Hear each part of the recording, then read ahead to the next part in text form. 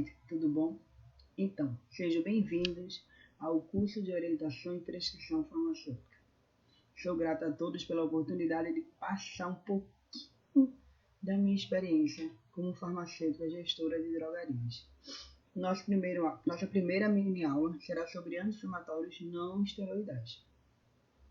Então, vamos relembrar um pouquinho da farmacologia dos AINES. A farmacologia dos anti-inflamatórios não esteroidais é bem ampla e bem diversificada, mas suas funções podem ser resumidas de forma bastante precisa. Eles possuem 3 efeitos principais: analgésico, antipirético e anti-inflamatórios. Esses 3 efeitos são bastante úteis na área clínica, já que muitos dos pacientes são acometidos por um ou mais desses sintomas, Os anti-inflamatórios não esteroidais são amplamente utilizados em condições como lombalgia, mialgia, torcicolo, dor articular, dor de dente, cólica, cefaleia e muitas outras reações inflamatórias. Os anti-inflamatórios não esteroidais possuem várias classes e respectivos mecanismos de ação. Antes de avaliar seus efeitos adversos e interações medicamentosas, para entender melhor os medicamentos anti-inflamatórios, vamos entender um pouquinho o que seria a inflamação. A reação inflamatória está presente em quase todas as lesões produzidas no nosso organismo. As manifestações clínicas ou os sinais do processo de inflamação são perda de função, dor, edema, rubor e eritema vermelhidão, que é o calor. Fisiologicamente, podemos explicar que o processo inflamatório acontece quando uma célula sofre a lesão.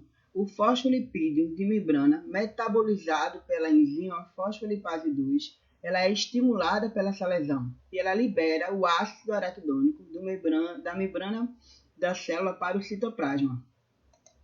Por sua vez, o ácido araquidônico, que é metabolizado pelas enzimas ciclooxigenases, converte o ácido araquidônico, essas enzimas convertem o ácido araquidônico em mediadores da inflamação, que são as prostaglandinas, com seus efeitos vasodilatadores, os transboxânicos, que possuem ação trombótica e vasoconstritora.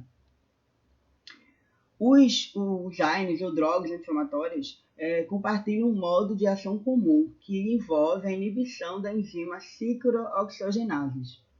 Diferentes AINES inibem essas enzimas, que seria a COX-1 e 2, em diferentes extensões. E esse modo de ação diferencial entre um anti-inflamatório e outro explica os diferentes tipos de efeitos adversos e terapêuticos.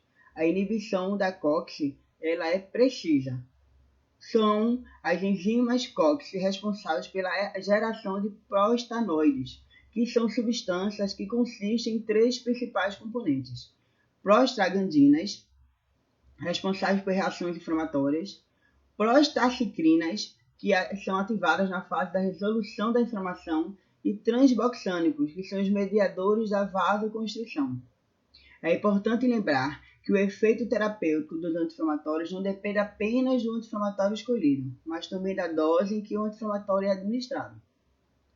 Tanto os efeitos terapêuticos quanto os efeitos adversos dos anti-inflamatórios são mediados pela inibição da produção de prostaglandinas, ou seja, tem que haver a inibição da COX, certo? A classe dos anti-inflamatórios é tão diversificada que leva a uma variedade enorme de potenciais efeitos adversos. Esses efeitos adversos variam do leve, moderado e perigoso, grave. Os anti-inflamatórios devem ser usados, no caso, com cautela, em pessoas com histórico de problemas gastrointestinais e em pacientes que sofrem de síndrome do intestino irritável. Asmáticos, por causa da broncoconstrução, pessoas que possuem hipertensão alta, fluxo renal comprometido e cardiopatas. Em relação, eles estão relacionados à irritação gástrica, que é mediada pela inibição da COX-1, que inibe a síntese de prostaglandinas, que atua na produção de muco, e esse muco ele atua como um protetor gástrico. Em relação ao fluxo renal comprometido, é porque ocorre a inibição das prostaglandinas E2 e I2 e por isso diminui a vasodilatação. O efeito adverso, portanto, para pacientes suscetíveis à insuficiência renal. A tendência ao prolongamento do sangramento também é uma interação importante, pois a maioria dos AINES eles têm por função a inibição da função plaquetária, mediada por inibição da COX plaquetária. Um dos principais interação dos AINES é com os antihipertensivos. Os AINES ele inibe a COX, o que inibe a formação das prostaglandinas. Como já foi falado, uma das prostaglandinas inibidas é a prostaglandina I2, que atua como vasodilatadora renal. Assim, a COX inibida pelos AINES, vai ocorrer a diminuição da vasodilatação renal, o que diminui a taxa de filtração glomerular, menos água filtrada e, como resultado, um aumento da reabsorção de sódio e, consequentemente, um aumento da pressão arterial. Outras interações medicamentosas é que os AINES interagem com drogas anticoagulantes, como a varfarina, interage também com diuréticos, até porque os AINES reduzem o fluxo sanguíneo renal. E eles inibem a eliminação de drogas como lítio e metatroxato, reduz o efeito terapêutico de alguns antidepressivos e interage com os inibidores da ECA, na medida em que os primeiros podem agravar a hipertensão arterial, né? Em relação aos principais anti-inflamatórios, os AINES dividem em não seletivos e seletivos da COX-2. Os inibidores não seletivos da COX geralmente bloqueiam as duas isoformas da COX em diferentes graus e de forma reversível, como os salicilatos, que no caso é o ácido acetil salicílico, é o AS, que ele promove, ele é diferente dos outros, pois ele promove a inibição irreversível da COX. Por esse motivo, a inibição da COX-1, que promove a agregação plaquetária pela troxano 2, é muito utilizado como antitrivogênico para profilaxia de problemas coronariano, vascular e encefálico. Essa inibição irreversível da COX-1 das plaquetas se prolonga por aproximadamente de 8 a 10 dias, até que novas enzimas sejam fabricadas. O AS ele não é indicado para tratamento de criança em caso de dor e febre menores de 2 anos, pois há uma hipótese de que cause síndrome de Rey, acho que é o nome que se dá, que ela é marcada pela encefalopatia e esteatose hepática. Os derivados de ácido propiônico, que é o ibuprofeno, naproxeno, cetoprofeno, eles são analgésicos potentes, usados em tratamento de artrites, no caso o ibuprofeno. O naproxeno é 20 vezes mais potente que o AS e causa menos efeitos adversos gastrointestinal, né? Os derivados do ácido acético, o diclofenaco, o ceterolaco, são muito utilizados em distúrbios musculares e esqueléticos e artrites. O ceterolaco tem propriedades analgésicas bem fortes e ele não tem a questão da primeira passagem, defeito de primeira passagem, porque ele é sublingual. Os derivados do oxilam, piroxicam, é tão eficaz quanto o AS, naproxeno e outros, porém ele é bem tolerado e tem ação longa, ou seja, pode ser administrado uma vez só ao dia. E os derivados, no caso, os derivados da sulfanililidas, a nimesulida, um dos anti-inflamatórios mais utilizados, causa pouca inibição sobre a COX-1. E no caso do paracetamol, ele nem é utilizado como anti-inflamatório, mas possui efeito analgésico e antipirético e possui um efeito bastante tóxico se for mal utilizado, porque ele é metabolizado pelas enzimas do citrocromo P450 no fígado. E no caso dos inibidores de COX-2, o meloxicam e o celecoxib, inibe aproximadamente 100 vezes mais a COX-2 do que a COX-1. Possui as mesmas propriedades dos outros inflamatórios, porém sem efeito de inibição plaquetária. E esse detalhe tem mostrado cada dia mais o perigo de se usar, porque pesquisas recentes têm descoberto que os coxibes podem causar trombose, hipertensão e problemas cardíacos severos quando se utilizado de forma prolongada. Então não é um fármaco que deveria ser usado por idosos, né? Se você puder orientar seu paciente a não utilizar o meloxicam.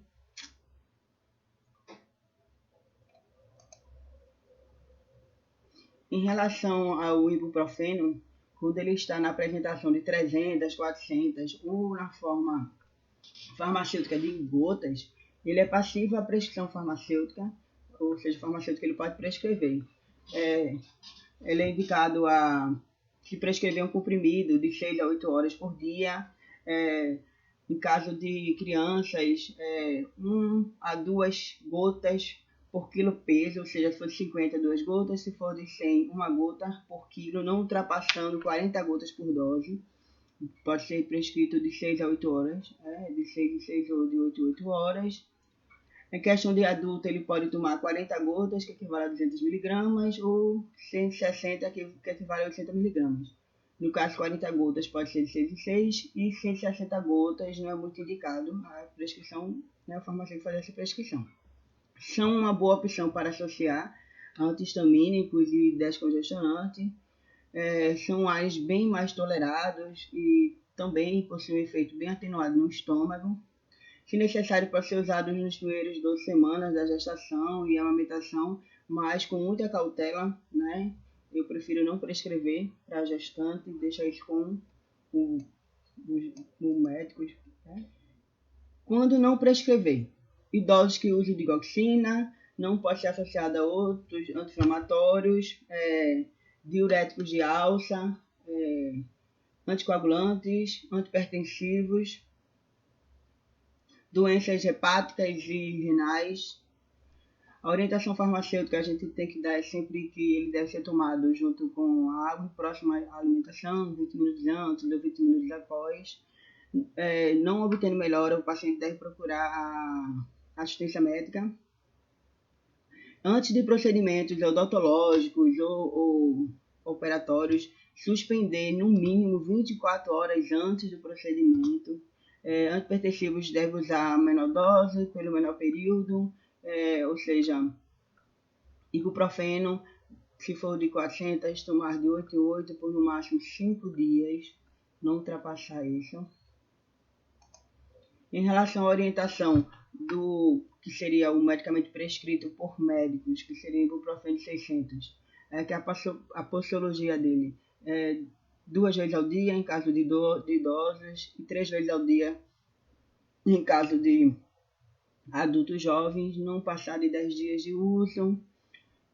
Evitar o uso prolongado, pois o ibuprofeno ele causa uma piora na impotência sexual, ele causa uma piora na asma e causa uma piora na pressão arterial. Então, tem que ser monitorado esse paciente que faz uso de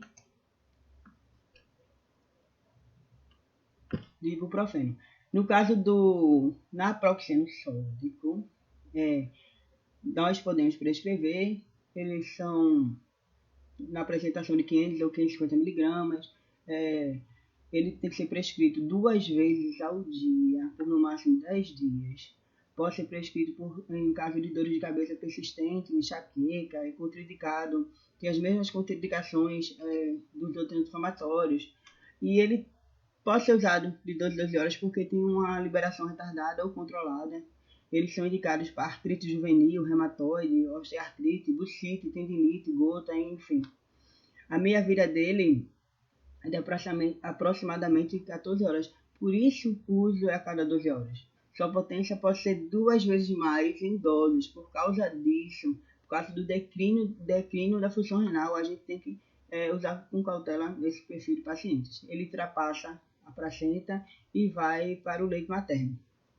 E o risco de infarto do miocárdio dos naproxenos é diminuído em cerca de 10% em comparação com os outros. E também ele tem uma gravidade gástrica bem menor. Né? Em relação ao nimesulida, ele é um medicamento prescrito, então o farmacêutico só faz a orientação, né? É um comprimido 2 vezes ao dia, no máximo 3 vezes ao dia, se for pacientes adultos jovens. É 1 gota por quilo peso. O gel é livremente indicado por farmacêuticos de 3 a 4 vezes ao dia. A contraindicação são alérgicos de anti-inflamatórios, a associação com outro anti-inflamatório, disfunção hepática renal, no caso do uso oral. Não deve ser usado por crianças menores de 12 anos.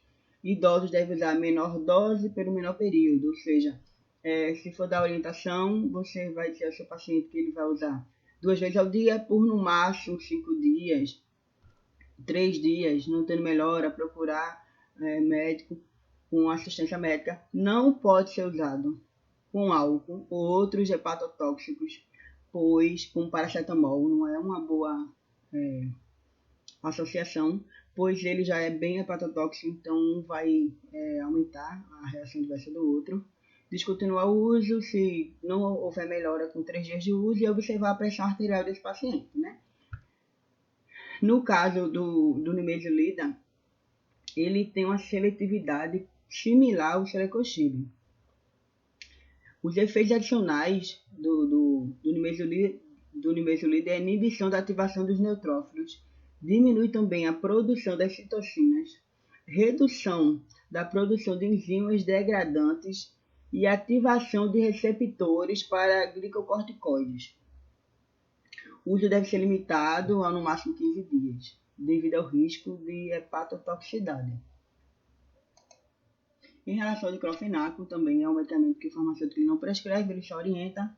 O diclofenaco ele tem na apresentação de 50 a 100 mg e o gel a gente pode prescrever normalmente. O gotas ele também prescrito pelo médico.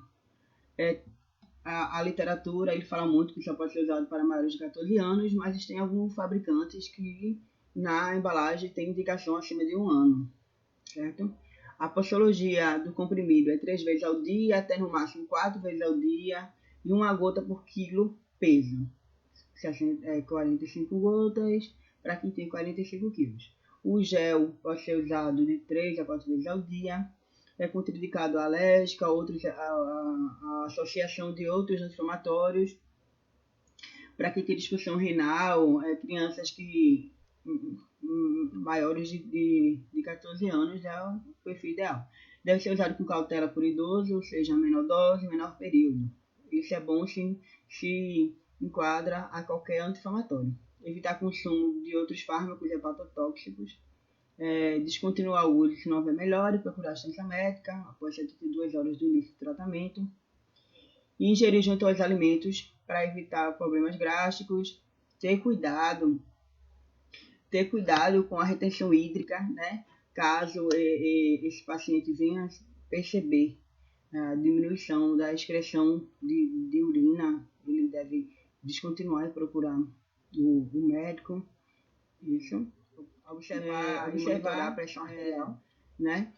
Outra coisa, o diclofenaco, a relação dele com o aumento da pressão arterial não tem nada a ver com o sal que ele vem, se é potássio ou se é sódico, que aumenta a pressão, é a inibição da COX, das prostaglandinas, quando ocorre a inibição da COX. Então, é o diclofenaco que causa a piora da hipertensão, não o sódio ou o potássio, como muitas pessoas acreditam, né? Alcoolistas e usuários desse medicamento. Certo? Um dos mais potentes anti-inflamatórios em relação a dores é o diclofenaco. Ele é rápido absorvido, tem uma ótima atuação sobre problemas musculoesqueléticos. Ele atua muito bem sobre a COX-2, tem uma meia-vida de 1 a 2 horas, mas quando administrado, ele fica ali, se acumula no nosso líquido sinovial. Após sua administração, ele fica ali por um tempo maior do que sua meia-vida. Isso justifica porque seu efeito ele dura mais do que a meia-vida, que é de 1 a 2 horas. E também o efeito dele, o melhor efeito terapêutico quando usado em bursites, tendinites e dores nas articulações, no caso dores do joelho ou lombares. Ele é aprovado lá fora para usar em tratamentos de longo prazo, para artrite, osteoartrite, dismenorreia primária e enxaqueca. Enfim, falei um pouco, né? Peguei acho que os anti-inflamatórios mais vendidos e mais utilizados. Agora vou falar um pouco com vocês sobre como conquistar seu paciente. Você precisa falar com ele sempre olhando nos olhos. Se identifique. Oi, eu sou Ellie da sua farmacêutica. Como eu posso lhe ajudar? Certo? Infelizmente, a gente está numa época que a gente não pode segurar na mão, mas é uma coisa que o idoso gosta muito, esse contato de segurar na mão dele, de olhar nos olhos dele, de procurar saber o que ele tem, de mostrar que você se importa. E jovens nem tanto, mas você sempre vai ter um jeito de conquistar o jovem também. Você tem que ter uma postura assertiva, você tem que demonstrar interesse e tentar explicar as coisas de maneira que ele entenda. Não pense que vai sair da faculdade e vai falar com o seu paciente de maneiras técnicas. Não. Você aprendeu, então se você aprendeu, você vai saber explicar de uma maneira que aquele paciente entenda. Você vai identificar o perfil dele, se ele é leigo do assunto, se ele não é, e vai explicar de uma maneira que ele compreenda. Você não pode explicar uma coisa do jeito que o seu paciente saia atordoado, saia confuso. Se perceber que ele está confuso, tente explicar de outra maneira, certo? E você tem que ser muito breve, porque se você está na drogaria, você está num balcão, se você não tá tendo uma atenção farmacêutica no consultório, você está dando uma assistência farmacêutica no balcão da drogaria, então você precisa ser de uma forma direta e rápida, mas sem ser grosso, né? Você precisa saber lidar com aquela pessoa de uma maneira que ela vai ficar seu cliente. Cliente, né? São pacientes, mas são clientes. Ele vai voltar, ele vai procurar. Olha, eu quero falar com aquela menina que trabalha aqui. Pode ser que nem lembre seu nome, mas com o tempo ele vai acabar lhe chamando pelo nome. Então, é isso que eu tenho para vocês. E espero vocês na próxima aula de antigripais. Beijo e fiquem com Deus.